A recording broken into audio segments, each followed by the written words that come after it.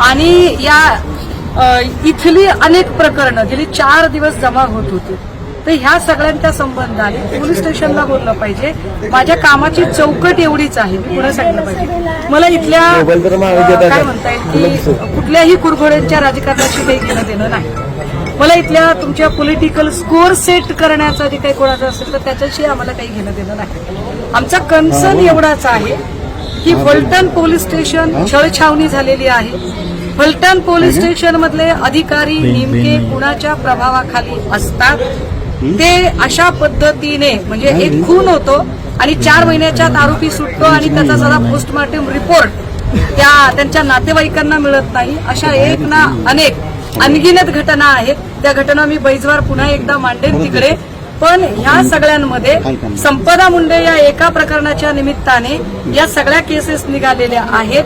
आता या सगळ्या केसेसमध्ये संपदा मुंडेंच्या संबंधाने आम्ही उच्च न्यायालयाच्या देखरेखीखालची उच्चस्तरीय समिती, न्यायालयीन चौकशी समितीची आमची अपेक्षा आहे.